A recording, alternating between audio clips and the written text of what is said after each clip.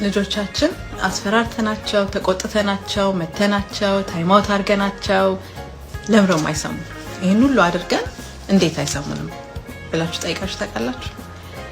እንደዛ የምታስቡና ጠይቃችሁ የምታውቁ ከሆነ ትንሽ እኔ ከገባኝ ልመልስላችሁ ብዬ ነው። ልጆቻችን ስንቆጣ ተቆጥተን መተናቸው የሆነ ጥፋት አጠፉ ብለን በንዴት ያደረግናቸውን ሁሉ አድርገናቸው መልሰው ያንኑ ነገር የሚያደርጉት ትምህርት ወይንም ደግሞ ከዛ ነገር ስላልተማሩ ነው። ያልተማሩት በደንብ ስላልመታናቸው አይደለም፣ ወይ ደግሞ በደንብ ስላልተቆጣናቸው አይደለም፣ ግን ስለተቆጣናቸውና ስለመታናቸው ነው። ላስረዳችሁ በደንብ። አይምሯችን 3 አካል አለው። አይምሯችን 3 አካል፣ የመጀመሪያው የፊት ለፊቱ አካላችን ፍሮንታል ኮርቴክስ የሚባለው የመማር አንደርስታንድ የማድረግ የማመዛዘን ክፉ ደጉን የመለየት የአይምሯችን የመጀመሪያው አካል ማለት ነው። የመካከለኛው ደግሞ የስሜታችን ኢሞሽናችንን፣ ማዘንን፣ መደሰትን፣ መናደድን ፕሮሰስ የምናደርግበት ማለት ነው። የኋላው ደግሞ በችግር ጊዜ ወይ አደጋ ሲፈጠርብን ራሳችንን እንድናድን የምንጠቀምበት ወይ የመሮጥ ወይ ደግሞ የመደበቅ ወይ ደግሞ የጸጥ ማለት ይሄ ሰርቫይቫል ስቴት የሚባል አለ ማለት ነው። እና ልጆች አይምሯቸው ዴቨሎፕ ሲያደርግ የሚያረገው የሚሰራው አይምሯቸው ሲያድጉ ከኋላ ወደፊት ነው። ከሰርቫይቫል ወደ ኢሞሽን፣ ከዛ በኋላ ደግሞ የፊት ለፊቱ የማስተዋል አይምሯቸው ማለት ነው አለ። የፊት ለፊቱ አካላቸው ግን በጣም ትንሽ ነው። ስለዚህ ልጆቻችንን ብዙ ጊዜ በትንሽነታቸው ብናያቸው በጣም ኢሞሽናል ናቸው። በጣም ትንሽ ነገር ለኛ ምንም የማይገባን ነገር ያስለቅሳቸዋል። ውሃ ተደፋ ብለው ሊያለቅሱ ይችላሉ። ለኛ ምንም በቃ ስሜት እስከማይሰጥ ድረስ በጣም ስሜታዊ ናቸው ልጆቻችን። ያ የሆነው ለምንድነው? በጣም አይምሯቸውን የያዘው አካል የኢሞሽን እና የሰርቫይቫል አካላቸው አይምሮ አካላቸው ስለሆነ ነው። ከዛ ልጆች ግን ወይም እኛ የምንማረው እንዴት ነው?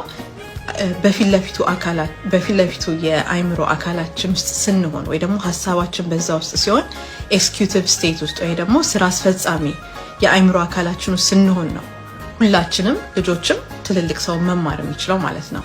ስለዚህ ልጆቻችን አሁን የምትፈልጉትን መጽሐፍ አንስተው ሲቀዱ ሄዳችሁ ስትጮሁባቸው ወይ ደግሞ ሄዳችሁ እጃቸው ስትጠብሱ ወይ ስትመቷቸው አይምሯቸው ወዴት ይሄዳል? በጣም ቶሎ ብሎ ወደ ኢሞሽናል ወይንም ደግሞ ወደ ሰርቫይቫል ማለት ነው።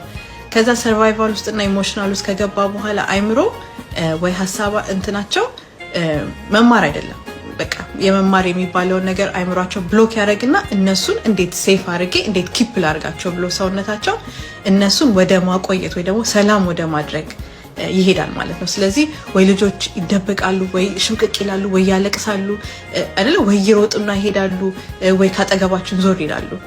ይህ ምን እየሆነ ነው? ልጆቹ አደጋ ውስጥ ነክ አይምሯቸው አደጋ ውስጥ ነን የሆነ በቃ ራስህን አድን እያላቸው ነውና በዛ አይምሮ አካል ውስጥ ሆነው ልጆች የመማር እድላቸው በቃ ባዶ ነው ማለት ነው። ስለዚህ ልጆቻችን ስንቆጣቸው፣ ስንመታቸው፣ ስንጮህባቸው የማይሰሙን ወይ ደግሞ መልሰው ያንን ጥፋት የሚያጠፉት እነሱ መጥፎ ስለሆኑ ወይ ደግሞ ስለማይገባቸው ወይ ደግሞ አስቸጋሪ ስለሆኑ ሳይሆን አይምሯቸውን የመማሪያ ቦታ ላይ እንዲሆን እየፈቀድንለት ስላልሆነ ነው። ስለዚህ ምን ይጠቅማል? ልጆቻችን ጥፋት አጠፉ ብለን ስናስብ አንደኛ ራሳችንን እናቁም። በንዴት ሪአክት የምናደርገው ነገር ትክክል አይደለም። ሁሉ ጊዜ ልጆችን በንዴት የምትመቱ ወይ በንዴት የምትጮሁ ከሆነ ልጆቹን ለማስተማር ሳይሆን የራሳችንን ንዴት እነሱ ላይ ለመወጣት ነው። ስለዚህ ራሳችንን መጀመሪያ እናቁም።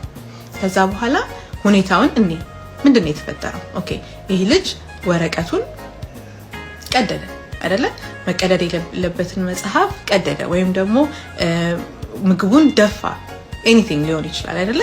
ልክ ያንን ነገር ሲያደርግ ማቆም።